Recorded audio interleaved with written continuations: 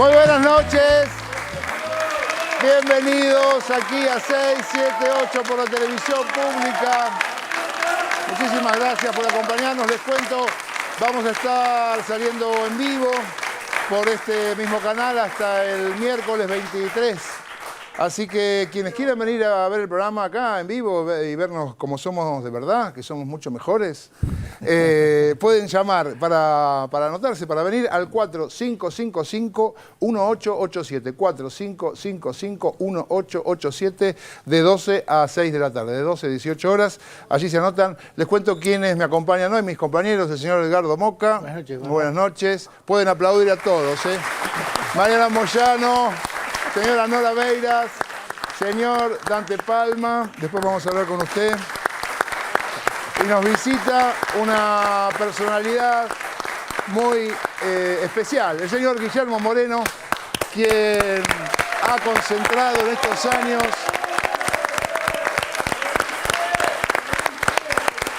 yo diría que Moreno por lo menos concentró la mitad del odio de la corporación mediática, la política, la otra, la financiera, la gente que quiere hacer negocios fáciles. Le han tirado con todo, pero acá se lo ve muy bien.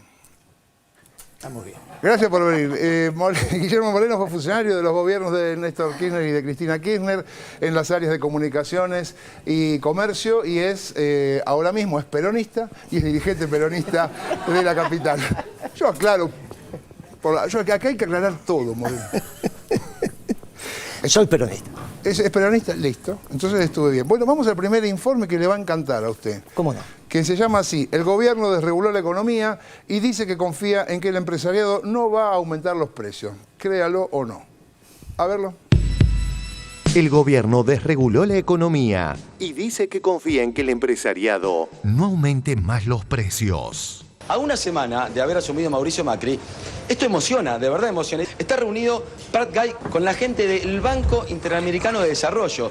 ¿Y sabes cómo es el apellido del presidente del BID? ¿Cómo es? Moreno. Podemos decir que hoy Prat Gai está reunido con Moreno, pero es Luis Alberto Moreno. Otro Moreno, Por suerte no es el otro Moreno. Por suerte no es el otro Moreno. En el semanario Perfil, el 80% de los empresarios pasa la devaluación a precios. Según un sondeo, la mayoría de las firmas tomaba hasta ahora como referencia el dólar oficial y no el contado con liqui, como cree Prat Gai. Y con la propuesta nuestra lo que va a suceder es que va a subir el oficial, que no afecta prácticamente a nadie. Todos los precios de la economía están marcados a 16. La mayoría de las firmas tomaba hasta ahora como referencia el dólar oficial y no el contado con liqui, como cree Prat Gai.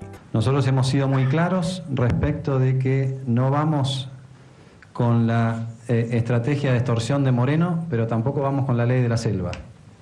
Nosotros vamos con la estrategia del diálogo y con todas las herramientas que nos da la ley para evitar los abusos. Acá está el secretario de Comercio, que no se parece en nada a Moreno, mírenlo, lo pueden ver, a Mike, y que ya está trabajando en ese y en muchas otras cuestiones para que diciembre sea un mes tranquilo. Moreno, le quería preguntar por unas declaraciones de Frigerio que dijo concretamente no vamos a presionar a los empresarios. Ahora, Rogelio, ¿le van a decir a los empresarios mañana retrotraigan los precios del 30 de noviembre? Vamos a juntarnos con los empresarios, que son también formadores de precios, y vamos a hablar de la responsabilidad que tenemos todos los actores en la Argentina de comportarnos de manera responsable.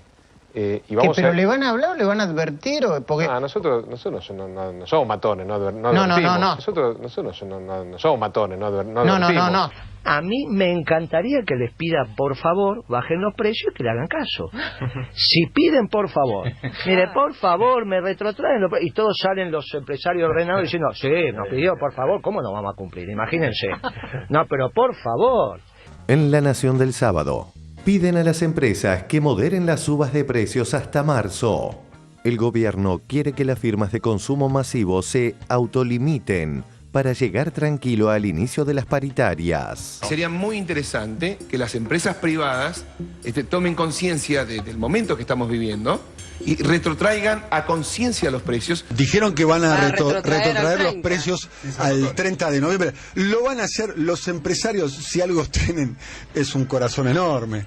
Especialmente los empresarios, los formadores de precios. Yo estoy seguro que cuando tengan la reunión... El secretario de Comercio es Miguel Brown, dueño de importantes estancias en la Patagonia y dueños además del principal supermercado en la zona de Patagonia, el supermercado La Anónima. Sí. Cuando se junte de este lado del mostrador con los supermercadistas, le va a poner los puntos y va a defender el interés general. No me quepa ninguna duda. No, olvidad. Que las empresas privadas tomen conciencia del momento que estamos viviendo y retrotraigan a conciencia los precios, pero que haya un gesto, ¿no es cierto? Igual el gobierno va a hacer algo, Y la inflación, yo te diría que mes de diciembre y mes de enero va a estar en alza. Ya la gente lo está viendo, están aumentando muchos productos. El gobierno va a convocar a las empresas formadoras para que trasladen la exacta incidencia de la devaluación y no se pasen de vivo, y va a haber algún mecanismo de control. Muy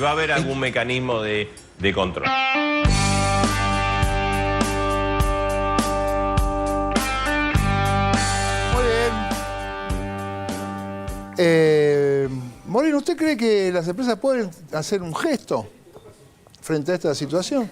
Sí. Yo le pregunto, por ahí piensa que no, o por ahí piensa que pueden hacer un gesto. No diga qué gesto. Claro. Bueno, vamos a aclarar un poco el debate y lo que estamos diciendo. Porque no se confunde y se arman unos líos bárbaros. Y la gente no va a entender, y fundamentalmente tratamos de que de este programa al menos salgamos un poco entre todos teniendo un poco más de conocimiento, porque la construcción del conocimiento finalmente es colectiva, así que cuanto más sepamos todos, mejor es. Primero, los precios. Los precios no son otra cosa que el costo total del producto, más el margen del que lo fabrica, más el margen de la cadena de comercialización, sea corta o larga. La larga es cuando hay un mayorista, un distribuidor y el negocio de proximidad, y la corta es cuando va directamente del fabricante al que te lo vende, en este caso el supermercado o el que fuere. Entonces tenemos una cadena larga y una cadena corta. Nunca se le puede pedir a las empresas que vendan sus productos debajo del costo. Lo que se le puede pedir es que morigenen su margen. ¿Estamos de acuerdo hasta ahí? Sí. No se lo pedimos nosotros, ni se lo va a pedir este gobierno, que vendan debajo del costo. Por lo tanto, si lo que hizo el gobierno actual es tomar decisiones que incrementan los costos, no hay ninguna posibilidad que no se traslade a precio. Claro. Ahí podríamos discutir si los márgenes son excesivos o no. Pero para discutir si los márgenes son excesivos o no, ellos van a tener que hacer costos. Ahora, cuando nosotros hacíamos costos y definíamos los márgenes, ellos nos decían que éramos antiguos, que nos habíamos quedado en el 45, que eso no era la economía moderna. ¿Hacer costos qué es? Es pedirle al tipo que te cuente cuánto le cuesta hacer la cosa. Lógicamente. Lo único que hay que hacer es sumar en una aritmética muy simple todos los elementos que hacen a la conformación del costo. Ahí llegás, tenés costos fijos, tenés costos variables, finalmente llegás al costo total. Esto es muy interesante porque en la Argentina la única estructura del Poder Ejecutivo que hacía costos era la Secretaría de Comercio. Cuando yo asumí en el 2006 la Secretaría de Comercio, lo único que le pedí a Kirchner era que me dejara ponerle nuevamente Secretaría de Comercio, porque se llamaba de coordinación técnica y nadie sabía lo que era. El que había disuelto la Secretaría de Comercio era Cavallo. ¿Pero por qué Cavallo disuelve la Secretaría? El Cavallo de Menem. El Cavallo de Menem. Cuando desregula la economía, una de las instituciones que disuelve del Poder Ejecutivo es la Secretaría de Comercio.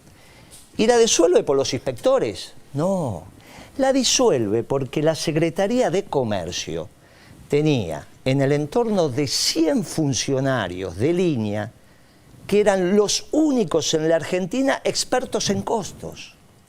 Cuando vos tenés un modelo especulativo rentístico como el que tuvimos hasta el 2001, el gerente más pago, el mejor sueldo que cobra un gerente en una empresa es el gerente financiero. Cuando vos tenés un modelo de producción y trabajo como el que vinimos a instalar nosotros, el gerente que más cobra es el de producción y el que hace costos. Ahora, lo que hizo Cavallo fue disolver la Secretaría de Comercio y jubilar a todos aquellos cuadros estables del gobierno que eran expertos en costos. ¿Qué me encontré yo? Y me encontré una estructura con 27 inspectores y no había ningún funcionario en condiciones de hacer costos. Y esto no es que vas y aprobás costos en la facultad y ya sabés. No es la materia costos en la Facultad de Economía. Hay una expertise, hay una experiencia, hay una necesidad que tenés de que te pase la vida haciendo costos para que aprendas a hacer costos. Ahora, cuando vos tenés en la estructura del Estado gente que sabe hacer costos, las paritarias son mucho más fáciles.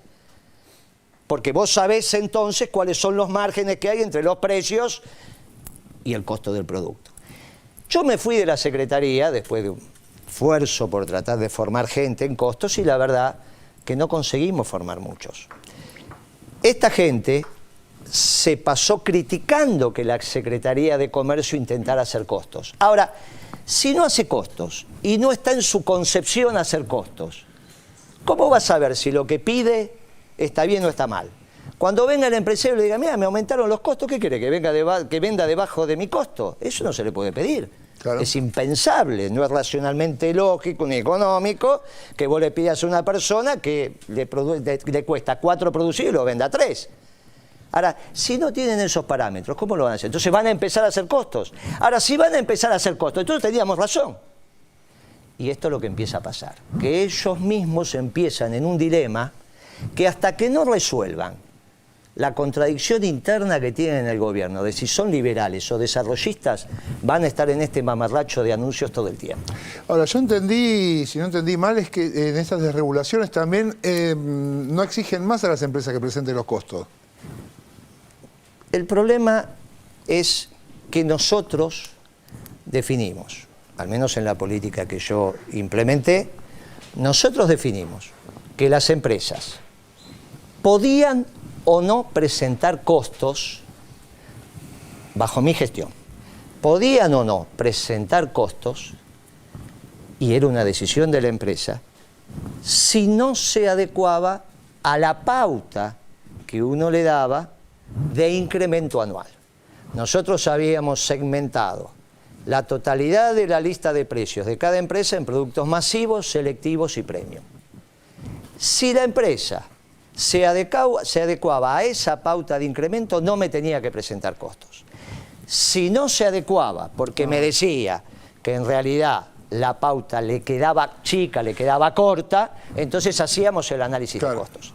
La primera empresa que me vino a plantear que la pauta que le estábamos marcando no le alcanzaba fue Quilmes. Había una empresa famosa de consumo masivo que una vez el presidente Kirchner dice, nosotros sabemos que hay una empresa de consumo masivo que en realidad no quiere respetar. Inmediatamente respetó. Entonces, durante muchos años, nosotros en realidad, las empresas, nos cumplieron la pauta que le hicimos.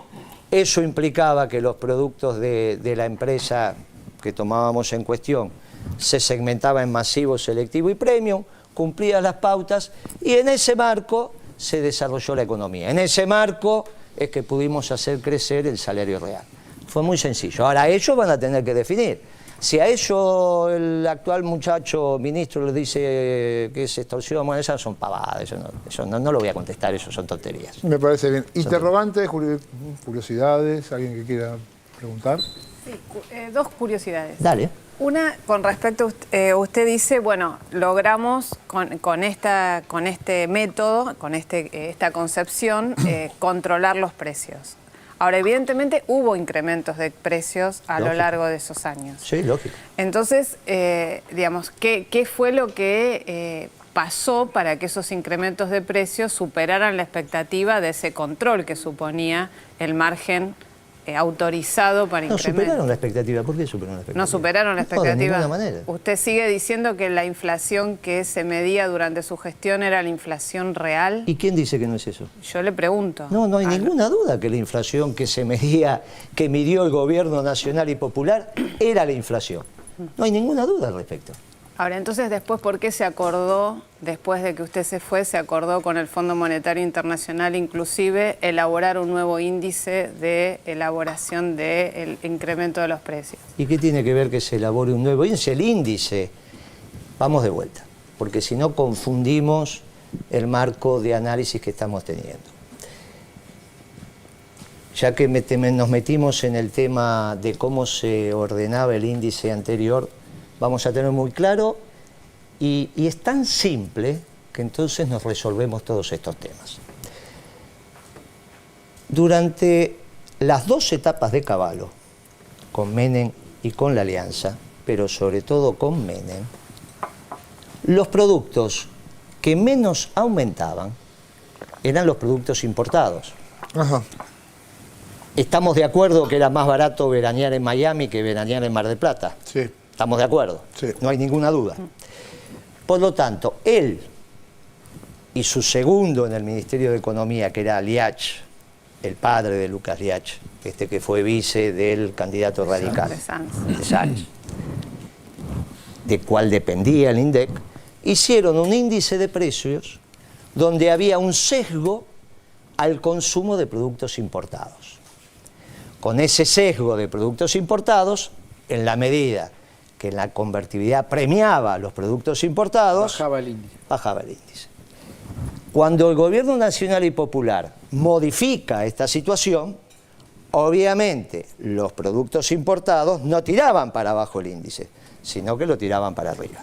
Entonces, naturalmente, lo que había que hacer era generar una modificación metodológica, que es necesario hacerla cada 10 años para que esto se adecuara. Y esto fue lo que pasó con la asistencia del Fondo Monetario Internacional. ¿Y eso qué tiene que ver con que haya más o menos inflación? La inflación del gobierno nacional y popular es la que explicó el gobierno nacional y popular y publicó todos los meses de los años que nosotros estuvimos en la gestión. Lo que pasa que había unos muchachos que habían comprado bonos que se ajustaban por ser, el coeficiente de estabilización, etcétera, etcétera. Eso no es otra cosa que la inflación publicada por el INDEC, que la agarra el Banco Central y que ajusta los bonos, que casualmente eran los bonos de la salida de la convertibilidad. La diferencia entre la inflación que decía la señora Carrió, Patricia Bullrich y demás, y la que publicaba el INDEC y por la cual se ajustaron los bonos SER, es la friolera de 40.000 millones de dólares para el año 2010, una vez y media el total de las reservas que tiene la economía hoy, y más todavía, porque ahora está a 24 y pico. ¿Está bien? Con lo cual, con 40.000 millones de dólares estamos en condiciones de hacer cualquier campaña. Y fue lo que pasó. Ahora, no conforme con eso, los bonos fundamentalmente de la deuda externa argentina que ajustaban por ser, los manejaba Goldman Sachs. ¿Y quién es Goldman Sachs para los argentinos? El que también tenía el 40% de Clarín. Para sacarse de encima Clarín, el grupo Clarín, el 40% de Goldman Sachs es que hace la salida a bolsa en Londres. Ahora, 40.000 millones de dólares, ¿compra conciencia o no compra conciencia? ¿Compra conciencia por derecha? ¿Y compra conciencia por izquierda? Habrá algunos muchachos que no entienden cómo funciona esto y 40.000 millones de dólares pueden comprar por derecha y por izquierda. Casualmente, en los medios masivos de comunicación, el señor Mañeto también jugaba por izquierda. No es que el señor Mañeto solo juega por derecha. Y quizás había medios masivos de comunicación, o no tan masivos, que eran el ala izquierda del señor Mañeto. Y cuando uno ve el editorial de esos medios, se encuentra que casualmente eran funcionales a los intereses de Mañeto, que a su vez tenía dentro de su grupo a Goldman Sachs, que administraba la mayor cartera de bonos que ajustaban por ser y que necesitaba que la inflación reflejara lo que ellos consideraban que era la valorización de su cartera. Y algunos, con cierta conciencia, entienden esto y otros no lo entienden, son idiotas útiles. Algunos por necesidad, por derecho, obviamente, pues son los mismos intereses, y los peronistas sabemos muchas veces que hay idiotas útiles que juegan para esto. En el modelo nacional y popular profundamente peronista nos encontramos con los operadores de derecha que tenían los mismos intereses en este caso y los idiotas útiles por izquierda que le hacían el juego. ¿Cuál era la crítica por izquierda, Guillermo? Mirá, a mí me tocó ver este programa, no sé si estabas vos, ver este programa y también de alguna manera hacer un cuestionamiento a los índices oficiales. Que no tenían claro que con eso lo único que hacían era aumentar las ganancias de Clarín. Pero bueno, es un problema, es un problema. A mí me tocó, yo miraba este programa, un programa novedoso, interesante, y que la verdad que vino a esclarecer a la opinión pública argentina, pero en ese tema, me acuerdo una vez que vino el que hoy era vicegobernador de la provincia de Buenos Aires, que le hicieron ciertos reclamos, yo después lo llamé y dice, mira, disculpame, Guillermo, la verdad que tendría que haber puesto más énfasis en la defensa de los compañeros del INDEC. Porque la verdad que la gente del INDEC trabajó con mucha pasión y patriotismo para hacer esto. No se olviden, con tanta pasión y patriotismo, que el mejor censo de la historia se hizo el 27 de octubre del 2010, el mismo día que muere Néstor. Ese mismo día, esta misma gente hace el mejor censo de la historia. Los chilenos no, hicieron un censo que no terminaron de contarse jamás cuánto es. Incluso, si leen las crónicas, había un candidato a presidente que no lo pudo ser porque era, bajo su estructura funcional, estaba el Instituto de Estadísticas de Chile. Y los uruguayos, mucho menos, más chicos que nosotros, tardaron 6 meses. Nosotros en poco tiempo, estos técnicos, este instituto, hizo el mejor, en un día tremendo, tremendo. 27 de octubre del 2010. Y esta fantochada, es tan fantochada, que el hombre que acaba de asumir se la pasó durante años diciendo que él sabía cuál era la inflación. Y tenía de 2 a 3 asistentes en su centro de investigaciones o en su estudio, lo que fuere. Y ahora resulta que tiene entre 90 y 100 funcionarios, no puede calcular la inflación.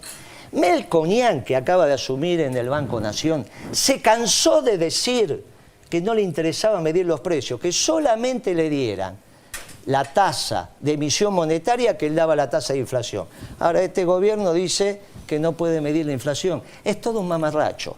En este mamarracho se sumaron por derecha y por izquierda.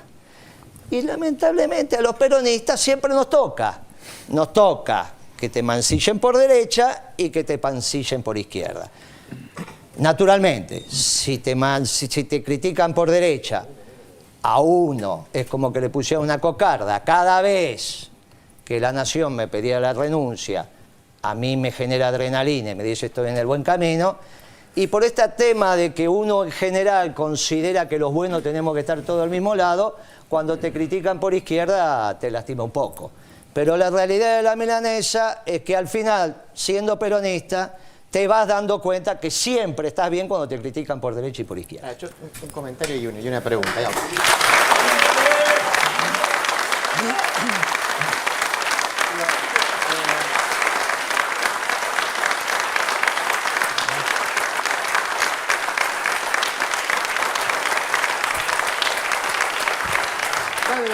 Pero que por un lado, entiendo, como Moreno se reivindica peronista, la cuestión de los costos es central, porque justamente uno de los elementos que aparecía como clave recuerdo la Constitución del 49, ¿no? Era la cuestión de la usura, de cómo controlar la usura, de cómo el modelo económico que de hecho se definía como anticapitalista del peronismo, tenía que ver, entre otras cosas, con cómo controlar ese elemento. Pero hay una cosa que a mí me quedó de su intervención, y corríjame si no es así. Yo interpreté que usted podría llegar a justificar que para poder ahorrarle al Estado Nacional esos 40.000 millones de dólares era posible o estaría justificado intervenir o tocar los números del INDEC. ¿Esto es así o yo lo interpreté mal? Totalmente mal interpretaste. No, pero yo no dije eso, dije al revés. Dije que Mañeto quería aumentar la inflación con toda esa consultora para llevarse las monedas, y esas monedas son 40.000 millones de dólares. Y digo, con 40.000 millones de dólares compran la conciencia de los que quieren, sobre todo los que no son sólidos. Y muchos muchachos no son sólidos. Por derecha en general los intereses están muy claros. Entonces cuando Melconian decía la inflación no es esta, vos agarrás los clientes de Melconian y son los bancos. Ahora por izquierda, ahora tenés que agarrar los editoriales. Yo lo que digo es que Mañeto tenía el ala izquierda. Buscala vos, el ala izquierda. ¿Vos pensás que Mañeto no tiene la estructura del ala derecha y del ala izquierda? Yo estoy de acuerdo con eso. ¿Vos estás de acuerdo? Bueno, ¿quién era el ala izquierda? No tiene. Pero bueno, entonces, muchachos... ¿No hay ahí una inconsistencia en cuanto a que el INDEC, habría que ver año por año, pero que en general había paritarias que se resolvían a 25 o 30, mientras el INDEC marcaba 10? Y evidentemente había... ¿Cuál es la inconsistencia? Es que parecería raro, ¿no?, que en una inflación de 10, finalmente todas las paritarias se cierran a 25 o 30. ¿Por qué? ¿Cuál sería la inconsistencia? Porque no cierran los números, digamos, de tanta... A mí me encantaría que fuera así, pero me parecería que no puede haber tanta recuperación del salario. ¿Pero cómo en un gobierno nacional y popular que veníamos desde abajo, veníamos del infierno, íbamos a mantener la misma distribución del ingreso? No, yo creo que todos los años nunca se perdió. Nunca se perdió, pero me parece que no puede haber esa diferencia, o que falsa esa diferencia entre un 10% de inflación y un 25% de paritaria. Por eso yo le preguntaba. Vamos de vuelta. Porque esto me hace acordar al Senado cuando del otro lado estaba Morales y le decía: Morales, vamos de vuelta. Yo hablé entre masivo, selectivo y premio. Acá había una canasta impecable que hacía el SEMA. El SEMA, ¿está bien? La cuna del neoliberalismo en la Argentina, la escuela de Chicago en la Argentina. Yo personalmente lo llamé a Carlos Rodríguez, que era el que llevaba esa canasta, y le dije: mirá, la canasta que vos estás midiendo es correcta. Y esa, que era la canasta de ejecutivos, nunca daba el 10, daba el 20 y pico. Todo depende ¿dónde te planteas? Si vos tenías un consumo premium, tu consumo premium no era lo que medía el INDEC, porque la canasta que mide el INDEC, con la metodología aprobada y acompañada por el Fondo Monetario Internacional en ese esquema, es el consumo masivo. Y para eso dije que había consumo masivo, consumo selectivo y consumo premium. Entonces, todo depende de dónde vos te plantees. Si vos tenés en tu estructura de consumo un consumo realmente de productos masivos, eso era lo que pasaba. En el caso de que no tuvieras un consumo masivo, sino un consumo premium, bueno, obviamente en tu estructura mental te parecía otra cosa. Pero lo que medía el INDEC, no hay ninguna duda que era lo correcto. Ninguna duda. Y los que ponen en duda las mediciones del INDEC, en realidad están poniendo en duda lo que la estructura de funcionamiento de la economía del gobierno nacional y popular. Y esto es lo que le servía a Mañeto, esto es lo que le servía a los bancos. Yo lo que te vengo a explicar con los 40.000 millones de dólares es la cantidad de fondos que pusieron en la economía para comprar conciencias.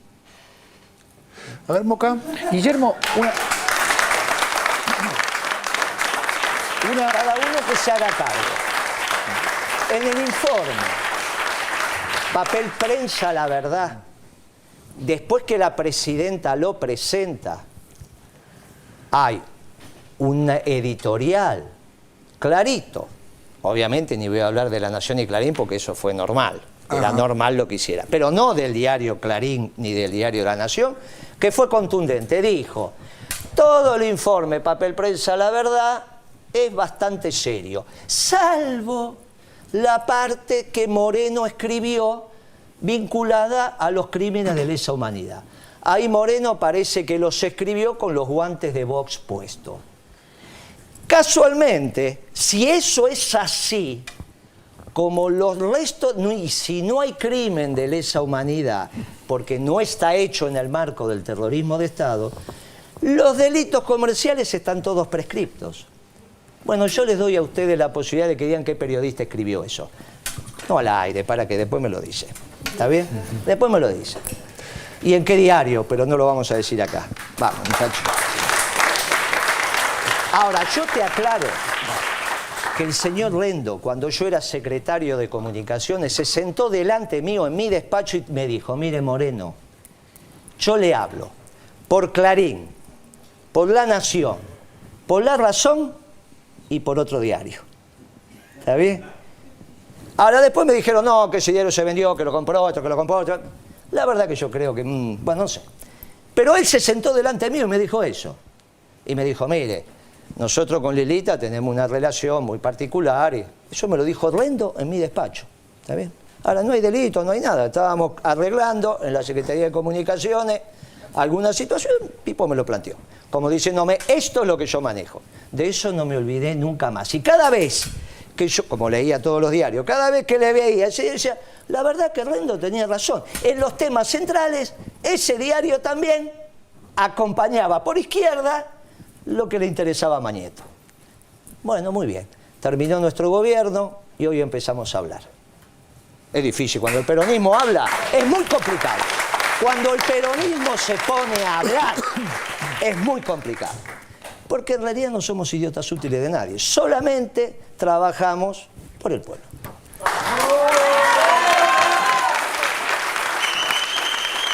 Perdón, no, por favor. Para terminar de entender un momento que yo creo que está situado extenso, tipo año ¿no? 2006. Sí, no, pero No es necesario. yo no tengo ningún problema con las tensiones. Las disfruto, las tensiones. En el año 2006, que más o menos empieza a desatarse la querella, digamos, alrededor del INDEC, usted lo que está diciendo es que... ¿2000 dijiste? 2006, ¿no? 2006, no, 2007. No. Ah.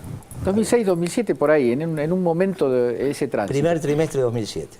Bueno. Yo claro que estoy hablando del INDEC haciendo un análisis político, esto quiero tener claro, porque no fue de ninguna manera el INDEC dependió de la Secretaría de Comercio, ni nunca estuvo intervenido.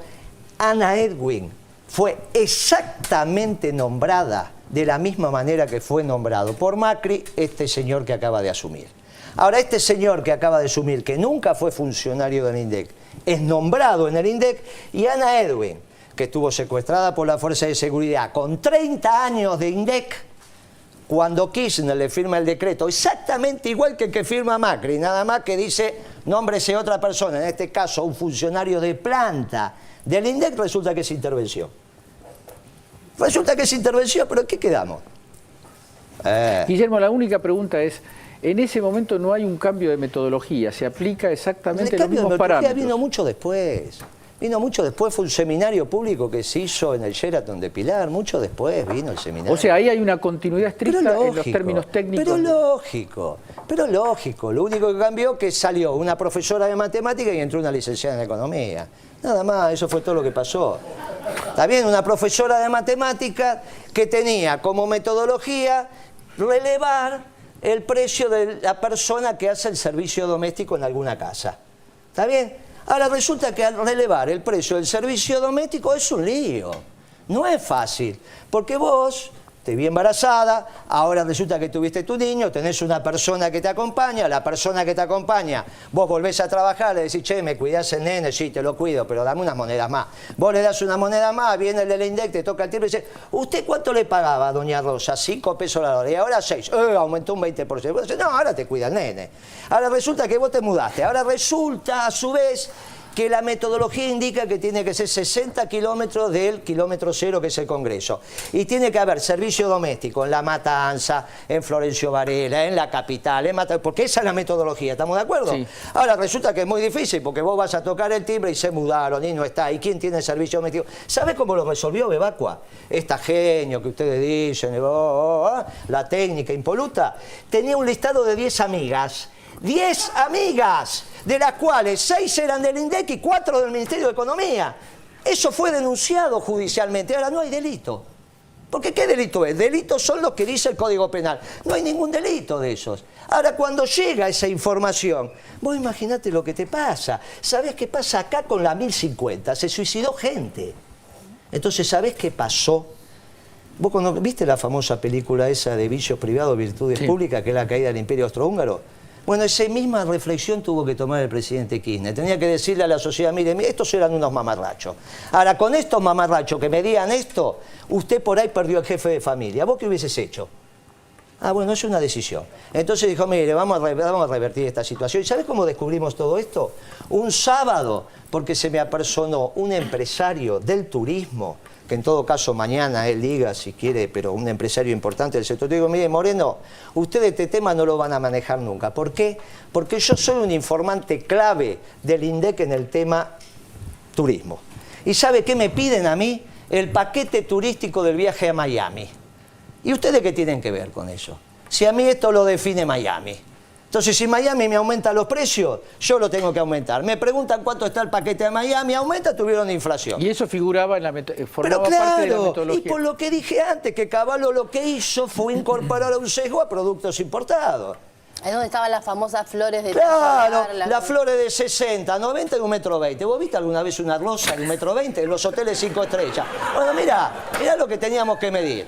Ahora resulta que eso venían los muchachitos. Porque los de derecha los entiendo, porque hacen a sus intereses. Yo entiendo lo que hacía Melconian. Entrás en la página de Melconian, los bancos son todos... Ahora los de izquierda, pero el peronismo está acostumbrado a esto. Lo que pasa es que ahora, bueno, quizás no vinimos a conversar estas cosas, pero como dice la compañera ahí, es importante que lo discutamos y aclaremos una vez por todas. Y que digan la inflación que está viendo, porque si antes la podían decir con 2 o 3 muchachos, ¿cómo no van a poder ahora? ¿Cómo no van a poder ahora? Y lo interesante de esto es cómo cambia. El primer debate que tuvimos con este Prat de Gay, algo así se llama, es porque él quería bajar el tipo de cambio. Con Kirchner presidente, él era presidente del Banco Central.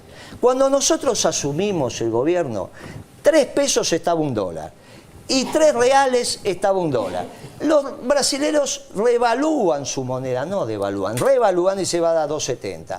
El primer debate que tenemos es si nosotros teníamos que acompañar a los brasileños, teníamos que mantener un tipo de cambio competitivo. Kirchner laudó y dijo no, tipo de cambio competitivo, pero no dijo solo tipo de cambio competitivo, dijo incremento de los salarios, incremento de los ingresos populares y baja de la tasa de interés. Entonces, con un tipo de cambio competitivo, incremento de los salarios populares, incremento de los ingresos populares, porque en realidad te incrementa la jubilación, las pensiones, etcétera, etcétera, etcétera, y baja de la tasa de intereses, que hicimos el milagro que hicimos. No fue magia, pero sabíamos lo que hacíamos. Una pregunta más, Moyano, debe.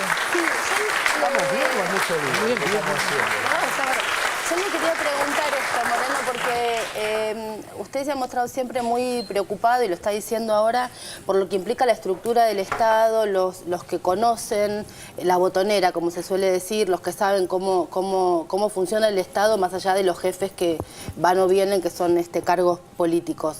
Lo que le quería preguntar es, porque a mí en lo personal me preocupa, es qué implicancia ve usted en que se nombren en cargos claves a personas que ya no solamente adhieren a lo que podemos llamar una lógica conservadora o liberal, o lo que sea, sino que han sido formateados por esos mismos grupos, y que estén en cargos claves ahora, porque eso después de alguna forma chorrea a toda la estructura del Estado. Lo que está... Si eso es preocupante, si llegado al caso se puede cambiar o no. Está clara la pregunta. ¿Qué hacemos con los gerentes en los cargos de gobierno? Esto es lo que me estás diciendo. Este gobierno nombró gerentes. Primero, los gerentes son empleados jerárquicos, ¿está bien? El gerente del banco no es el dueño del banco. Son empleados jerárquicos. Los gerentes, en general, cuando vos los elegís, es como elegir un vendedor. Vos elegís un vendedor, un tipo que es callejero, que le gusta, que está en la calle, que el tipo tiene una determinada característica. Cuando vos elegís un gerente, lo primero que te tenés que dar cuenta es que al tipo le guste más la plata que comer con las manos. Si al tipo le gusta más la plata que comer con las manos, vos lo tenés que tomar de gerente. Hasta ahí no está ni mal ni bien. El problema es que estos muchachos, que les gusta la plata más que comer con las manos, pasan de ganar 50, 60 mil dólares por mes a ganar 5 o 6 mil dólares por mes. Es un acto patriótico. Sí. Me parece que lo tenemos que mirar. Está muy bien, está muy bien. Vamos a ver cuánto tiempo se aguantan hasta que la señora le digo, che, no pague el jardín, se me las expensas, tuve este problema. Porque cuando vos tenés gastos en tu casa, vos tenés un ingreso de 50, 60 mil dólares por mes, tenés gastos más o menos de 20, 30 lucas por mes. No es que haces gastos de 2 mil dólares, ¿está bien? Tu nivel de vida, y está bien si se la ganan. Ahora, ¿cómo van a hacer? El dueño del fondo Pegam, un tipo bárbaro, el dueño de Pharmacity, yo hablé con él, pero infinidad de veces. Me parece un tipo bárbaro. Ahora, no es un tipo de 5 mil, 6 mil dólares por mes. Es un tipo de 50, 60 mil, para empezar a hablar. Para empezar a hablar. O sea que lo que hay que estar muy atento es cómo estos muchachos, que como vos dijiste, están formateados en que la moneda es el elemento de su vida, cuando se juntan con sus amigos, se miden por la plata que cada uno tiene, los autos. Yo ahora dicen, no, mira, ahora voy a andar en un fitito. Ahora voy a andar en un fitito porque gano 5 o 6. Está perfecto. Uno a priori no tiene por qué pensar mal. Por supuesto. Pero en principio hay una duda. No, muchachos, vamos a mirarlo a ver cuánto tiempo aguanta. Ahora, el gerente es un gerente. No es el que... Él implementa las decisiones. El que toma las decisiones es el directorio. Y acá la discusión es quién es el directorio de estos gerentes. Si el directorio de estos gerentes es el pueblo, bueno, las decisiones que tienen que tomar tienen que ir en dirección de beneficiar a los sectores populares. Ahora, si las decisiones que empiezan a tomar es porque hay un directorio oculto, ahí estamos en problemas. Ahí estamos en problemas. Y esto pero enseguidita que empiecen a caminar te empezás a dar cuenta quiénes son, si hay un directorio oculto le dicen lo que van a hacer. ¿Y quién es el directorio? Y bueno, esto es lo que tenemos que esperar 10, 15, 20 días con las decisiones que van tomando. A mí que haya gerente no me preocupa. Lo único que digo es hay que estar atentos porque pasan de 50 a 60 mil dólares por mes a 5 o 6 mil dólares por mes a vivir. Yo creo que en cualquier momento a la señora le dice, che, viejo, renuncia que ya debemos las expensas, tenemos este problema, dejate de broma. Muy patriótico, pero acá la heladera está vacía. ¿Van a estar deprimidos aparte para laburar? Yo creo, porque la verdad que tengo mis dudas. Yo no sé cómo van a hacer. Porque una cosa somos nosotros, que estamos acostumbrados al nivel de vida, donde vivo yo, Saltemos, todo el mundo me conoce, sabe mi nivel de vida. Y otra cosa, estos muchachos que también les sabemos el nivel de vida. Por ejemplo, lo de Aranguren es fantástico. Aranguren es un muchacho que hace 30 años que se dedica a comprar y vender combustible. Porque lo que hace es, él que hacía, compraba combustible, sea interno o externo, lo metía por una torre y del otro lado salían los derivados. ¿Está bien? Después los ingenieros te arman un lío bárbaro, pero en realidad esto es lo que hacen, ¿eh? Como las máquinas de hacer chorizo. Metés por allá una cosa y por acá saca el chorizo. Él metía el petróleo y por ahí sacaba los derivados. Toda la vida se dedicó a comprar y vender combustible. ¿Qué es lo que la primera declaración que hace? Dice, no, ¿para qué vamos a tener autoabastecimiento? Compramos y vendemos, nosotros compramos. Ahora yo te digo a vos, Barragán, o a cualquiera de la mesa, sean de derecha o de izquierda, ¿saben comprar un barco de combustible? No tenés idea. Si vos ahora te quedás sin laburo, suponete que te quedás sin laburo, y venís a mi negocio y yo te digo, mira, yo vengo a mi negocio y te digo, mira, te doy la carpeta de mi negocio y te digo, salí a vender. ¿Qué vende, Moreno? Vende clavos, cinta de persiana, vende... Fácil, vas a la ferretería. Ahora, suponete que te digo, tráeme un barco de petróleo. Y vos te desmayás, porque no tenés idea de dónde ir a buscar. Bueno, Aranguren. Lo único que hizo en los últimos 30 años es saber quién vende petróleo o quién vende combustible. Son sus amigos en el mundo. Imagínate cómo estarán lo que él habla. Che, ahora pusimos el ministro de Energía. Ahora, no digo que eso está mal, digo, hay que estar atento, porque casualmente va a trabajar en el lugar donde él tiene la expertise de 30 años acumulado. Es raro. En principio, es raro. Entonces, es lógico las declaraciones que vienen haciendo los muchachos. Si el de Pharmacity, ahora que va a estar en el gobierno, dice, no, en realidad las farmacias que no integran una cadena hay que cerrarlas. Bueno, estamos en un lío, Porque el gobierno nacional y popular, cuando él recibía el ataque de los laboratorios nacionales, lo defendió. Los laboratorios nacionales querían cerrar Pharmacity. Esto me lo vino a decir a mí, el que ahora es... Mira, y es verdad que lo hostigaban. Hizo una presentación en defensa de la competencia. Los laboratorios no quieren cadena de farmacia, porque en realidad los farmacéuticos tampoco, porque son... Entonces vos tenés que administrar eso. Pharmacity servía, te regulaba el mercado, te lo ordenaba. Entonces de alguna manera le mandamos la señal al mercado de que lo necesitábamos. Y los laboratorios pararon. Ahora, si se da vuelta la torta y ahora resulta que el pobre farmacéutico que tenía una farmacia, ahora viene y dice, no, el que no integra una cadena, no le renovamos. Ah, bueno, entonces estamos en un lío. Yo creo que no lo va a hacer, El otro muchacho que pusieron de gerente, que era el de Elan, fue el que fundó X-Descont. El famoso, ¿te acuerdas de esos supermercaditos? Sí. Después se lo vendió a los holandeses y después quebró. Ellos quebraron. Ajá. Tenía 2.200 tipos en la calle. Le dimos un préstamo a Carrefour y hizo esos famosos Carrefour Express que vos los veis. La verdad que compitieron bastante y nos tomaron la gente que estaba en la calle. Este es el trabajo. De la misma manera que le dimos en su momento el préstamo a General Motors. ¿Vos qué pensás? ¿Que General Motors es una sociedad anónima? No. ¿Qué es? No sé. No sabes, claro, pero como le hice la pregunta, la lógica indica que es una sociedad anónima. No, claro, es una SRL, como la que tenés vos ahí para hacer una cosita. ¿Cómo? Por eso le tuvimos que caucionar los autos. Cuando le fuimos a dar el préstamo, resulta que era una SRL, General. Mira todas las cosas, mira cuando el peronismo habla el problema que tenemos. No, sí, tenemos problemas. No es una sociedad anónima, es una SRL, es algo que haya cambiado ahora. Ahora tenemos la presidenta de una SRL... Como un maxi kiosco. A veces un maxiquiosco es una sociedad anónima. En el centro, ¿sabe lo que factura? La presidenta de una SRL. La presidenta de una SRL ahora es presidenta de Aerolíneas Argentinas. De una SRL. Es presidenta de Aerolíneas Argentinas. Expliquemos, Moreno, que la diferencia entre una sociedad anónima y una SRL es sencillo para quienes no conozcamos. Es el tamaño, la envergadura. En general, los negocios pequeños en la Argentina son sociedades de hecho, sociedades unipersonales, sociedades SRL y después los negocios, una sociedad anónima. Yo tengo una sociedad de sí, no tengo una sociedad de hecho, tengo una SA. Bueno, cuando le fuimos a dar el préstamo a General Motors, le pedimos los papeles, pero esto es una SRL. Entonces, obviamente, no podía recibir el préstamo. Por eso le caucionamos los autos. Le caucionamos los autos, le prendamos los autos y nos devolvió la plata antes porque si no, no podía disponer de los autos. De los autos para vender. Claro. Hasta el día de hoy todavía debe estar embargada la destilería de Dock Sur de Shell. Yo supongo que ahora ya se la deben haber levantado. Porque como no cumplía...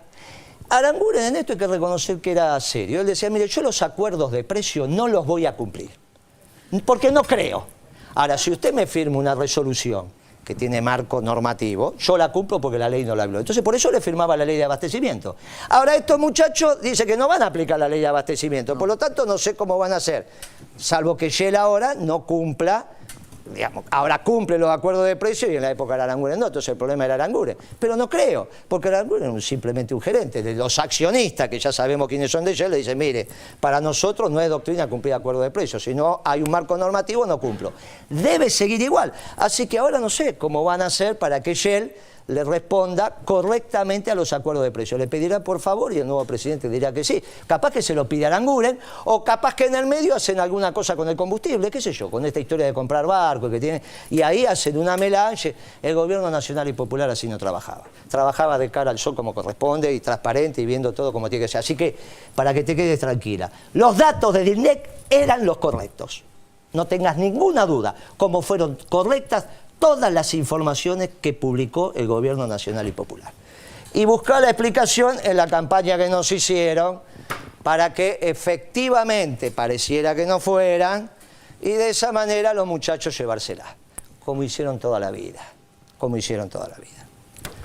¿Alguna otra pregunta? Y si no, voy a un corte. O después. No queda. Pregunta corta y respuesta corta, ¿puede ser? Corta no doy nunca. Bueno, entonces después. Para corto Pinedo, que era Pinedo el breve. Bueno, entonces vamos a hacer un corte y después seguimos con más 678 con la presencia, con la visita de Guillermo Moreno. Ya venimos.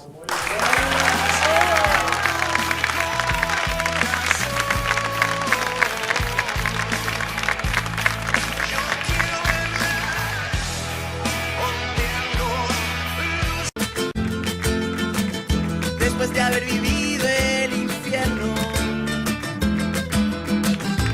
Qué lindo que es poder amarte. Aquí estamos.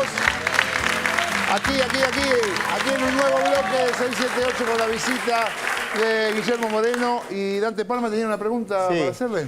Sí, bueno, nosotros ya conocemos las críticas que en general provenían de los medios, de las corporaciones económicas a su labor en la Secretaría de Comercio, ¿no? Después usted dejó ese cargo, pasó tiempo. ¿Qué mirada tiene usted sobre su labor en la Secretaría de Comercio? Es decir, ¿hay alguna autocrítica que usted tiene para hacer? ¿Usted considera que se equivocó en algo, que podría haberlo hecho mejor? Sí, no hay ninguna duda. Primero, la categoría que a mí me gusta utilizar es la categoría de la oligarquía, que no sé por qué no la utilizan, debe ser porque es de modé, pero en realidad en el conflicto de la 125 no se expresaron las corporaciones, se expresó la oligarquía, que es la dueña de la tierra. ¿Está bien? Acá hay 1000 familias que siguen siendo las dueñas de la tierra. ¿Por qué no hablamos de eso? Y hablamos de corporaciones sin tener muy claro a qué engloba. A mí me parece también que hay algún tema que ahí el peronismo le faltó docencia. Porque Evita siempre habló de la oligarquía. Y sigue existiendo la oligarquía. Y en la 125 quedó clarita. Con respecto a la autocrítica, sí, cometimos algunos errores que incluso ya vuelvo a pedir disculpas públicamente, porque en este país faltó azúcar. Durante 3 días faltó azúcar. Y durante 2 días me faltó aceite. Eso fue después que se murió nuestro jefe, ya no era el presidente, pero era el jefe político.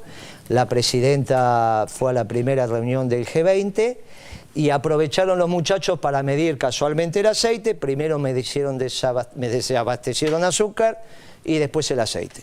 Y este era un problema, porque en este país, vos no, porque sos muy jovencita, las nenas son nenas, pero nosotros que peinamos canas, sabemos que cada vez que faltaba el aceite, el azúcar, la harina, venían los problemas. Después venía la marchita y no la peronista, precisamente. ¿Está bien?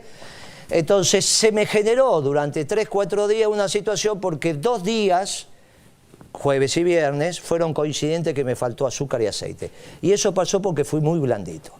En realidad, como decía Kirchner, yo era parecido a Lassi y había que haber sido muchísimo más enérgico. Y entonces no hubiese faltado el aceite, no hubiese faltado el azúcar y el pueblo no hubiese tenido zozobra. El otro tema que me parece que también no lo discutimos con suficiente profundidad fue el plan de negocios de YPF. La presidenta firma el decreto por el cual el 51% de las acciones pasa a mano del Estado, 51% de las acciones, sigue cotizando la empresa en Wall Street, entre otros mercados. Nombra un directorio, pone un gerente, el gerente eleva la propuesta del plan de negocios y no lo discutimos con el suficiente ahínco. Ese plan de negocios quizás no fue todo lo que necesitamos que hubiese sido, de mi humilde opinión, por ahí otros compañeros consideran que sí. Yo en eso creo que se tendría que haber discutido un poco más. Entonces, entre el plan de negocios de YPF, que me faltaron 2 días azúcar, me faltaron 3 días aceite, me parece que estamos manifestando un nivel de autocrítica importante, que en general los peronistas también lo tenemos. Moreno, tenemos un informe de título El panorama actual del peronismo. Se lo cuento para que vea que hubo un laburo de producción, pero no queremos gastar el tiempo en el informe y queremos ir derecho al tema. ¿Cómo ve el panorama? Yo pensé que me iban a poner la marchita. No. Una vez que ponga la marchita viene bien. Poné la marchita, dale, una vez. Le pregunto, bueno, si está la marchita... Dale, póngamela, aunque sea 2 minutitos para... Ahí busque a ver si quedó. Y hay que capaz que la encuentra, dale, en ese archivo que tenés que tener la marchita, dale. ¿Cómo no vas a tener la marchita? No, entonces le preguntan cómo ve el panorama actual del peronismo y le agregaría el Frente para la Victoria. Para nosotros es muy importante esto. Para mí es fundamental. El Frente para la Victoria es la expresión frentista del peronismo. El peronismo siempre se expresó a través de frentes electorales porque desde Perón, que siempre hicimos frentes electorales. Y este frente electoral a todas luces exitoso, venimos desde hace décadas con porque arrancaron en Santa Cruz y después lo hicieron a nivel nacional. La discusión dentro del peronismo es también casualmente hoy por derecha y por izquierda.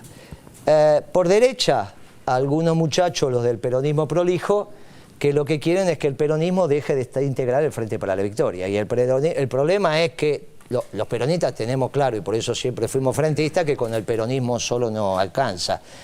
Pero si el peronismo se va del Frente para la Victoria, yo diría que deja de existir. Es mi humilde opinión. ¿Está bien? ¿El prolijo cuál es? Y a mí me parece que hay muchachos, yo escuché el otro día un diputado a la salida del Congreso que dijo quiero el peronismo de los buenos. A mí me enseñó Perón que eso es la mitad.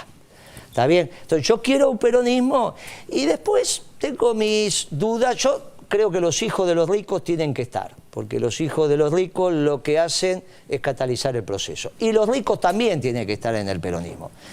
Tengo mis dudas si el movimiento de los desposeídos de esta patria tiene que estar conducido por un rico.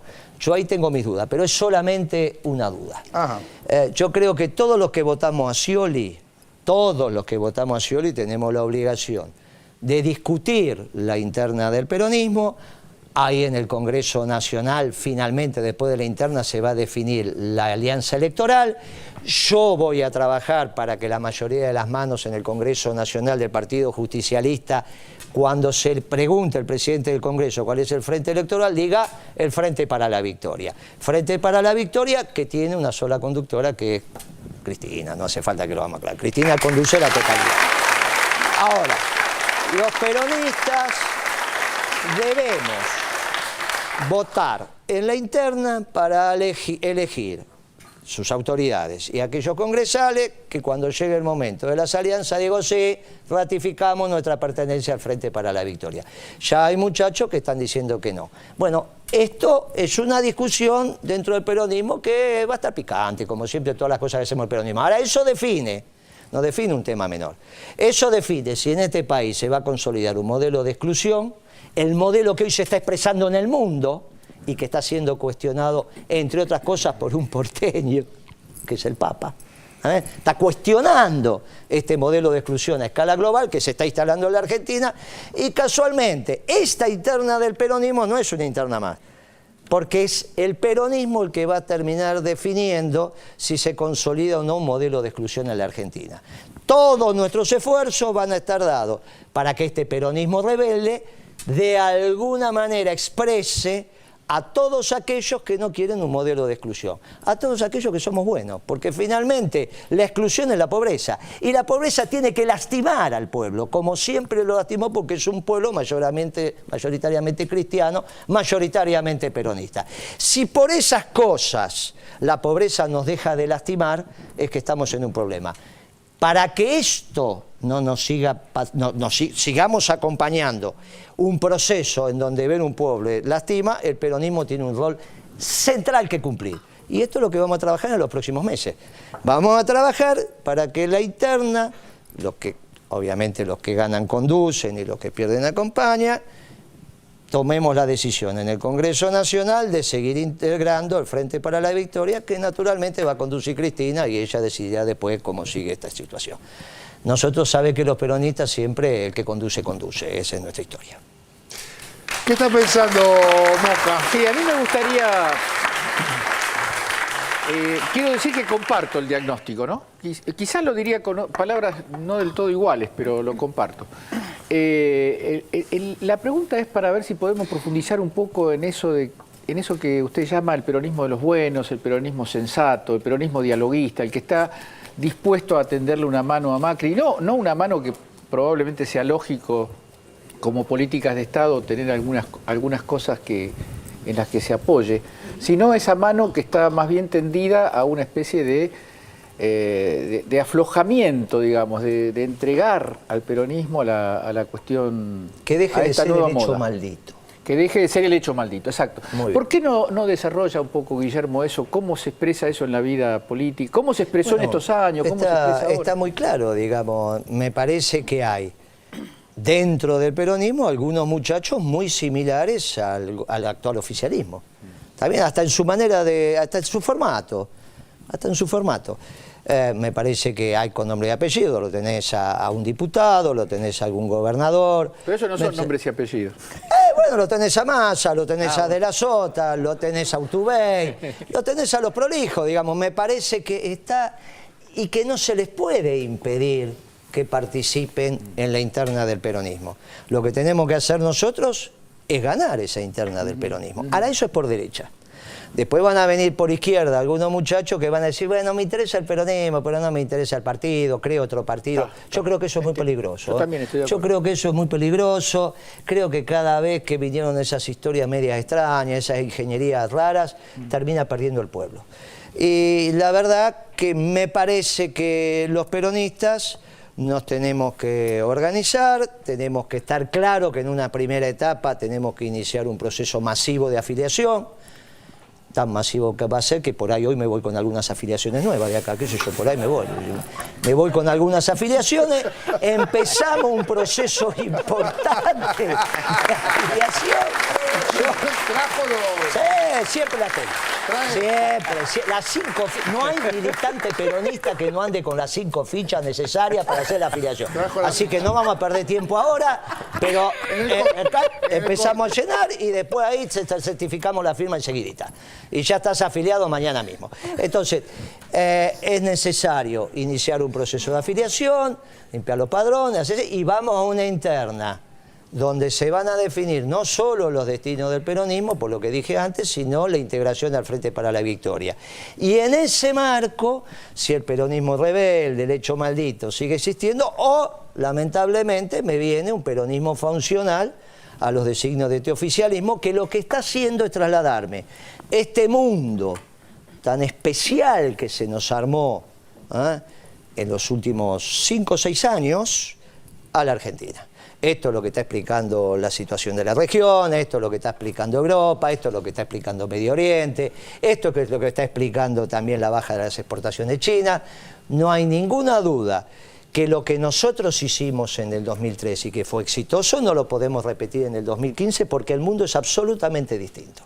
Absolutamente distinto. No va a dar el programa para esto, pero cuando yo tenía 20, 22 años, había 3, 4, 5, 6 terminales. Estaba la Revolución Cubana, estaba la Revolución Angoleña, estaba el Vietnam, estaba Argelia, estaba el bloque soviético. Hoy quedó un solo paradigma a donde todos se están referenciando, que es el bloque norteamericano. ¿Está bien? Hoy ni París escribe, ni Roma escribe, hoy todos están teniendo un discurso casi único. El único que confronta con este discurso único es su santidad. El único que levanta una voz distinta, que dice no me hagan un cementerio en el Mediterráneo, no me generen un esquema de exclusión, no me generen esto, les pido por favor, reflexionen, es el Papa. Bueno, esa discusión en la Argentina se va a dar entre el modelo de ellos y el modelo nuestro. Pero el modelo nuestro necesita una ingeniería electoral. Y en esa ingeniería electoral es el peronismo como columna vertebral del Frente para la Victoria. Eso es lo que tenemos que trabajar. Ya te convencí, después te afilio. Perfecto. Ahora vamos a aprovechar el corte para afiliarme. Después seguimos con más 678 con Guillermo Moreno. Ya venimos. Amor, del otro lado no voy a dudar.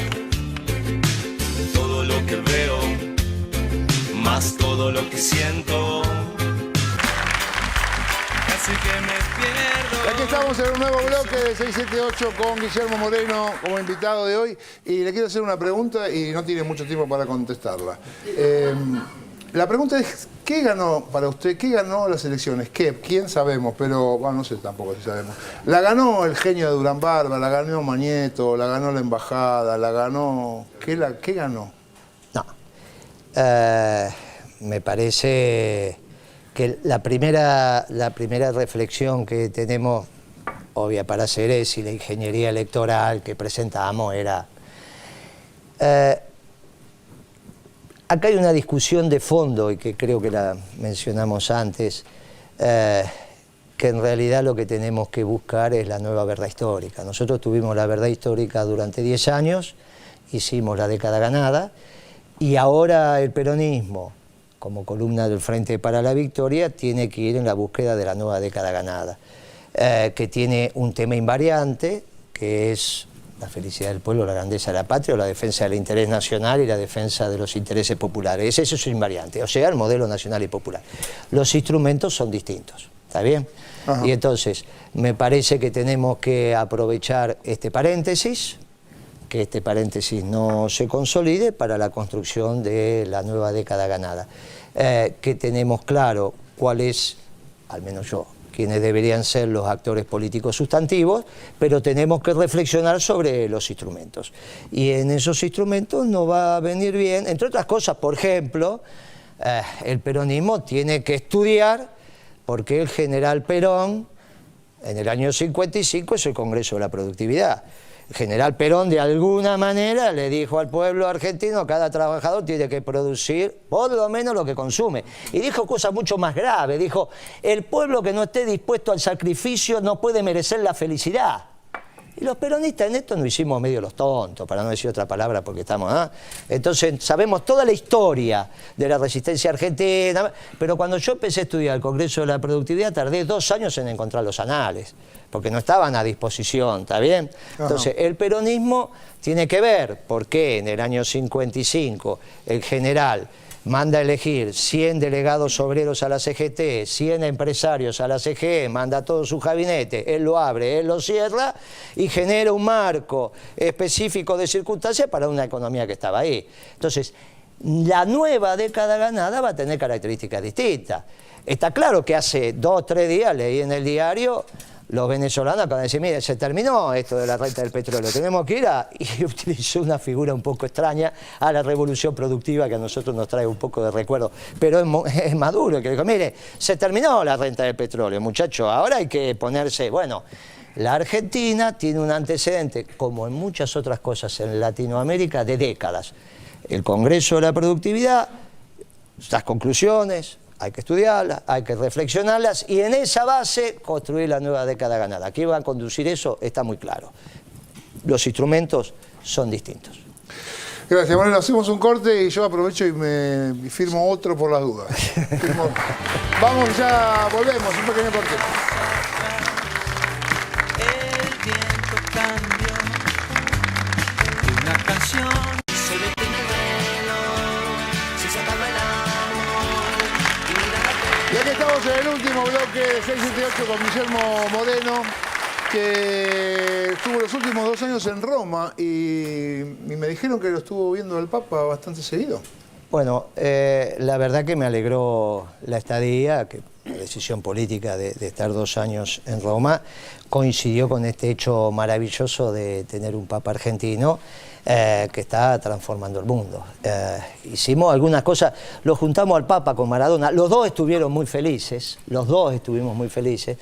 Me falta, ahora estamos tratando de juntar a la tercera persona más conocida de la Argentina en el mundo con el Papa. Vamos a ver si... ¿Quién es?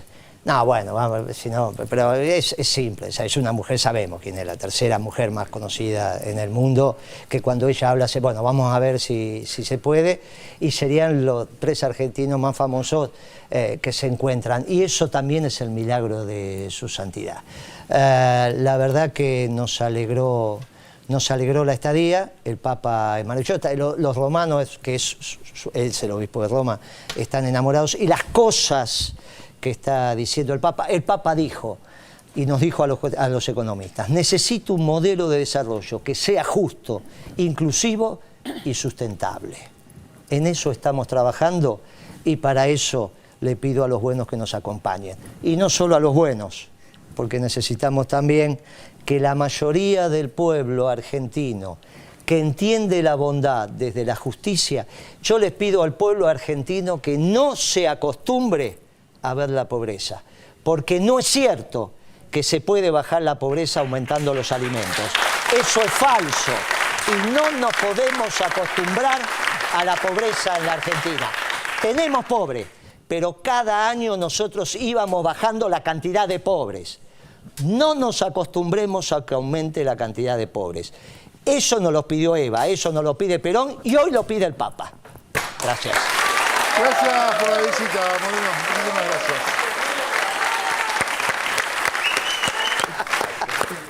Muy bien, si me queda un minuto más, usted tiene una agrupación, porque seguramente la gente, nos vamos, me dicen, sí, pero usted tiene una agrupación que se llama Pueblo Peronista. Tengo una agrupación en la capital que es Pueblo Peronista, como ¿Y a qué le interese? una agrupación amplia. ¿Dónde lo encuentra? Y ahora, en todas las unidades básicas de Pueblo Peronista, y ahora estamos con un grupo de compañeros intentando armar una agrupación nacional en homenaje a nuestro expresidente. Así que así va a ser. Gracias. Néstor. Gracias, Moreno. Gracias, hasta luego y gracias por la invitación. Muchas gracias. Y nosotros nos vamos a ver mañana.